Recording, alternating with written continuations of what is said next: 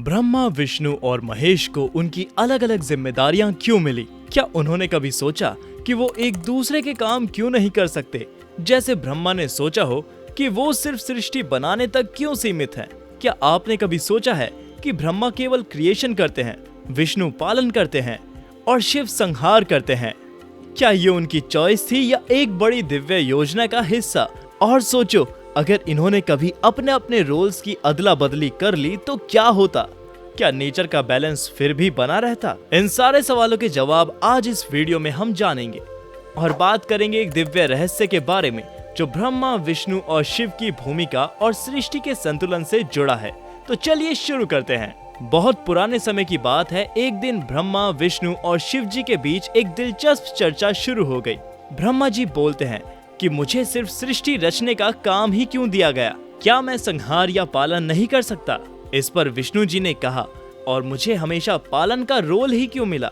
क्या मैं कुछ नया क्रिएट नहीं कर सकता या संहार नहीं कर सकता? और फिर शिव जी एक हल्की मुस्कान के साथ बोल पड़े, और मुझे डिस्ट्रक्शन ही क्यों दिया गया? क्या मैं सृष्टि की रचना या पालन नहीं कर सकता?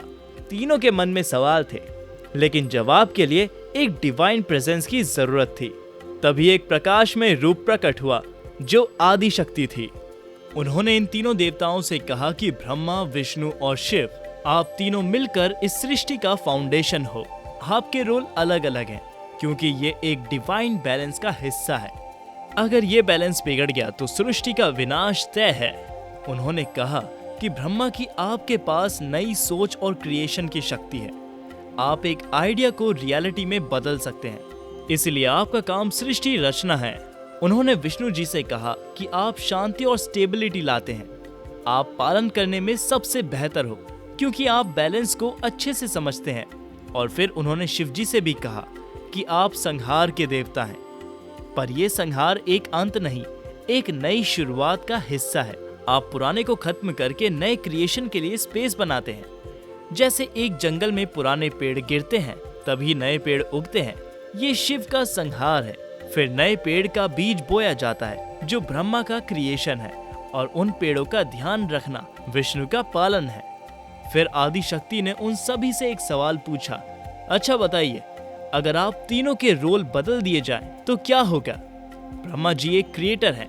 उनकी सोच सिर्फ नए आइडियाज और पॉसिबिलिटी के लिए है। अगर उन्हें संहार का काम दिया जाए तो वो ये शायद कर ही नहीं पाएंगे। विष्णु जी क्रिएशन करते वक्त पालन की चिंता में फंस जाएंगे। वो हर छोटी चीज को बैलेंस करने में लग जाएंगे और फिर नए आइडियाज अधूरे रह जाएंगे। और शिव जी का नेचर त्याग और तांडव का है। अगर उन्हें पालन का काम दे दिया जाए तो उनका स्वभाव इनबैलेंस पैदा कर देगा।